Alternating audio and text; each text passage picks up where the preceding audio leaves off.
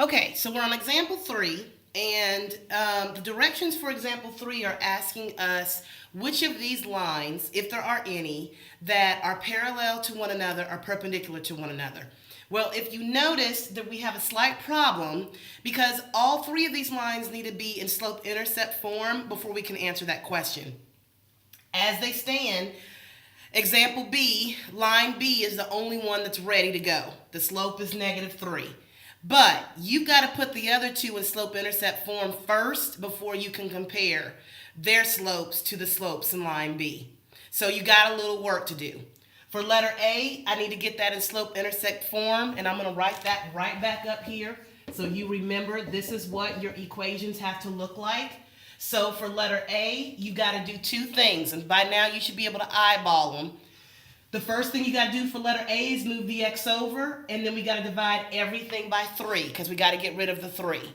So if I start with letter A, if I want to move this over, you've got to remember, just change the sign. So that becomes 3y is equal to positive x plus 1. You see that? And then the 3, everything is divided by 3. So this 3 will make them cancel. This is divided by 3. Remember, there's an invisible 1 right here. And then my 1, my letter B, is also divided by 3. So my letter A equation becomes y equals 1/3 x, there's your slope, plus 1/3, okay? So I've got a 1/3 slope. In letter A, I've got a -3 slope here. You need to realize between letter A and letter B, those are opposite reciprocals. This is a positive number, that's a negative number. 3 and 1/3 are reciprocals. So what you should be able to say, and you actually have to write this, okay, is so far, if we compare letters A and B, you should be able to say that line A is perpendicular, and to save us some space, we'll use the symbol.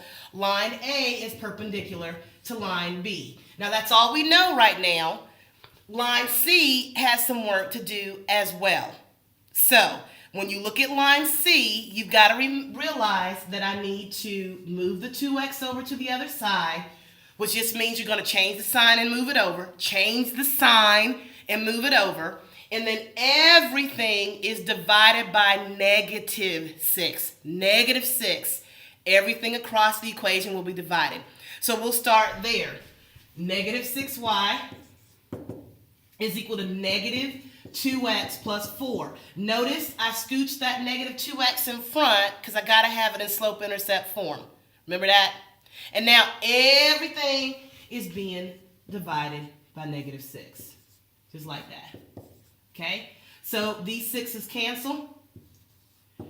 -2 divided by -6 reduces to a positive 1/3. Positive 1/3.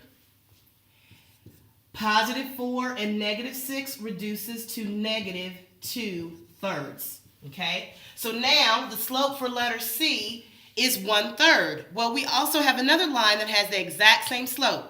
That's line A. They're both positive. They're both 1/3. They're identical twins. So the second thing you would say about this set of lines is that line A is parallel to line C. Now, one more thing. If line A is parallel to line C, and if you look, line C is also parallel to line B because it's the same situation that we had. So you got to write that down too.